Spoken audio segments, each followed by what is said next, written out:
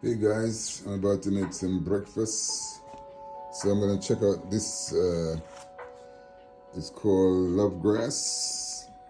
Yeah, from Ethiopia. I've been eating Fornio. This is an ancient grain. They're supposed to be very, very nutritious. And Ethiopia ancient.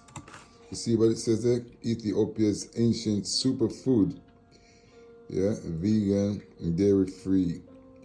High in iron, high in, what is that? High in fiber and high in magnesium. So there you got it, guys.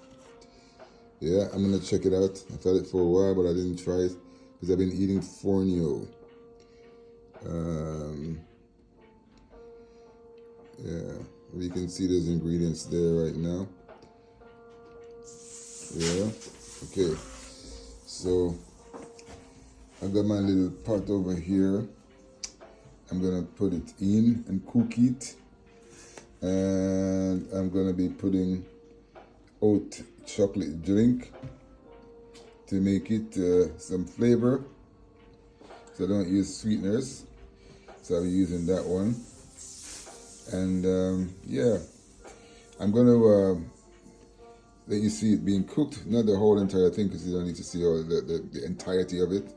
It's a little bit boring, but definitely gonna show you cooking, yeah? All right, so I'll be back in a minute. Okay, guys, I'm back. So I'm gonna put 4 spoonfuls, maybe 5. There's 1.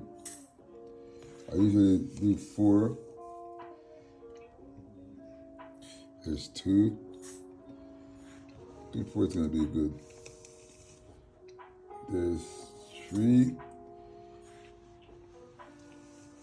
And there's 4. I'm gonna put a little bit more because the first one was a little bit small. Okay, so that's basically 4 spoonfuls. Yeah. And then I'm gonna put some OT, chocolate milk. Yeah, just some OT chocolate flavored milk because I don't use sugars. I only use honey. And I'm not even gonna put the honey in it, so I'll just use this. And this will make it, yeah, sweet enough, but not too sweet. So I'm just gonna pour this in. And this is if I use water to cook something like breakfast, like cereal, this is the amount of water I put. And a cornmeal, same thing, whatever I'm making. Cornmeal I do with water because the cornmeal has a nice flavor and I can drink it without actually putting any sweetener at all on it. I'm accustomed to doing that. Oats also, but I stopped using oats because I learned some things recently that it has some things that are not really good for your body. Yeah, can cause you a lot of harm. So I've literally stopped using oats, and I was using organic.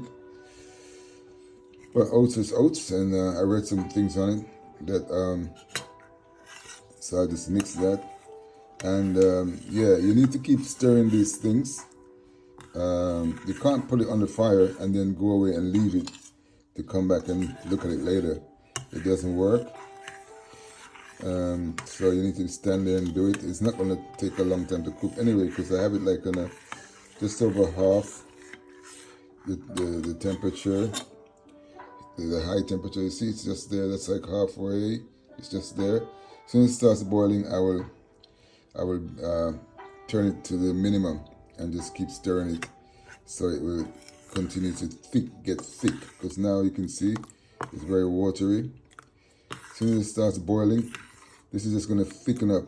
I read something recently where somebody said Fornio, which is another grain, looks the same, it's just a little bit lighter, clearer in coloration. But it looks exactly the same as this one. I haven't had this one before. I've been eating the Fornio for about a month now. It's really nice, especially with this chocolate milk. But of course you can make it with ordinary milk or whatever. I don't use dairy products. You know, I use almond milk most of the time. But you could use water and then add whatever you want to add to it, you know, fruits and whatever. I sometimes add banana to it, but not very often.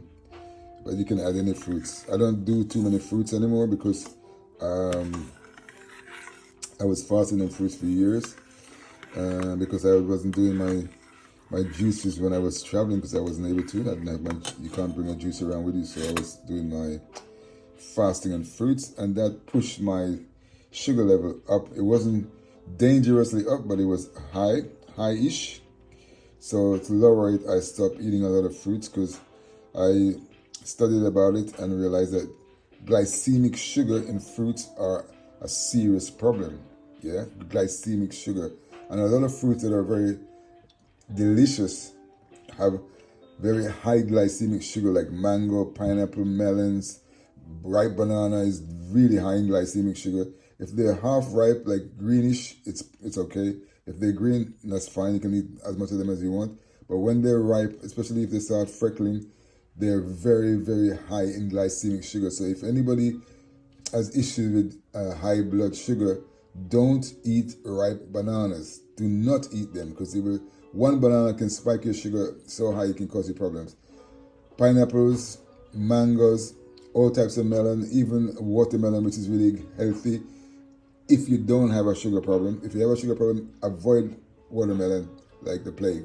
All these things, because the glycemic sugar in these fruits are dangerous. You can check it with your doctor, you know. So the substitute for using oats is this one I'm trying now. This is called, I think, love grass or something from Ethiopia. Or Fornio. Fornio is extremely good as well. It's an ancient grain, right? So that's what I'm doing now for breakfast. Along, you know, other things.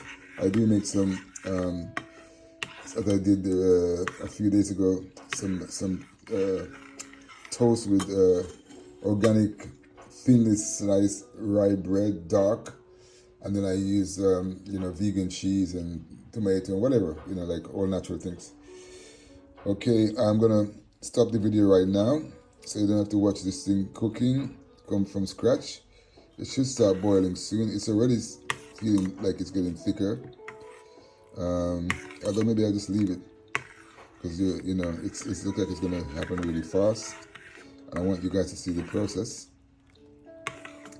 I'm not making it up, you know. So maybe I'll just leave it here. It's not gonna be that long. And maybe you can watch the whole thing, or maybe I'll come back in a minute. I'm gonna stop for a minute, and then when it starts to boil, I'll come back.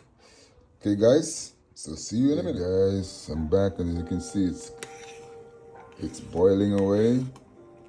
It's getting a little bit thicker, not that much thick. Usually, the longer it boils, the thicker it gets. So let's see how much thicker it's gonna become.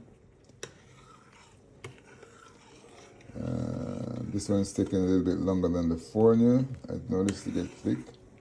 I hope it's not going to stay this water because the Fornio gets quite thick. Yeah, once it starts boiling, it doesn't take long to get quite thick. It's getting a little thicker, but I want it to be even thicker than this. So let's see if it does it. If not, then I obviously have to add more. Because like I said, I've never cooked this one before. So I'm just seeing how it behaves. The Fornio, in this pot, I use 6 spoonfuls. The first couple of times, and it became like almost solid. So I reduce it to 4, and that makes it get quite thick, even with 4. And I have to stop it cooking before it becomes too thick. This one, on the other hand, is staying pretty thin. So I might need to add more next time. It's been cooking for at least a good 15-18 minutes. It should be thicker than this by now, you know. So, but that's how you find out, because I don't follow no instructions. I'm just, you know, doing it like caveman style. You know what I mean? Just cooking it. Yeah, because whoever has it down and writes exactly how to do it, they discovered it also the same way I'm going to discover it now. You know, trial and error. You know. So yeah, it looks like I might have to add more of the grains to get it to a nice consistency as a porridge. Because I had put 4 of these spoons, and obviously it was not enough, but it's not getting really thick. It should be a lot thicker by now, but I'm going to leave it to boil a little bit longer and see what happens. Okay guys, so you're doing this experiment with me and having the experience that I'm having live and direct, because that's how I like to do my things. So you can see I'm not making it up. It's what's happening. Yeah, it doesn't seem like it's going to get much thicker, because by now it should be getting thicker, and it's not really doing that. So yeah, I think that I'm going to have to in a minute turn it off, because it's not really getting any thicker, guys. And you shouldn't have to cook it that long. I'm not going to add more to it now because it's a bit late to do that.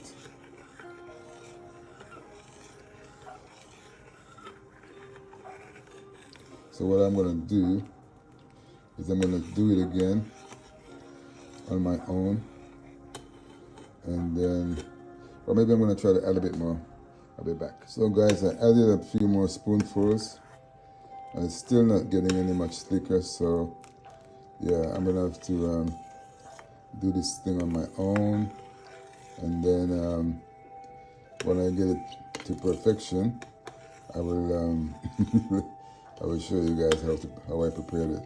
Because yeah, it's not getting nowhere as thick as it's supposed to get to be like a porridge. Yeah, I'm a bit surprised, because the Fornio, like in, I don't know, 5-6 minutes gets really thick, and it's very similar in except in color. So it's really strange. So I'm gonna turn this off, let it simmer for a bit, and I'm gonna drink it, because it's not edible, because it's not as thick as I expected it to become. But I'm gonna just use it anyway. And yeah, a little bit, but yeah, hardly anything. Hasn't changed much at all. Yeah. But I'll let you guys know how it tastes, okay? So guys, here's the proof of the pudding. See? It's thick, but still quite watery. So it's not exactly how I expected it to be, but I will check it out, let you guys know how it tastes. Okay.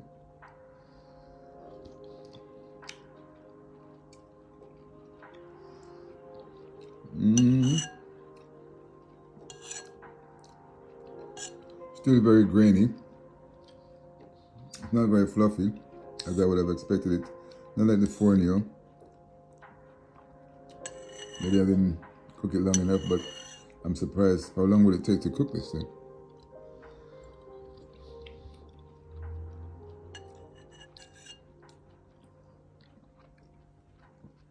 It's not bad, but it's very nutty. So have a nice one. So this is like, what's it called? This love grass or whatever it was.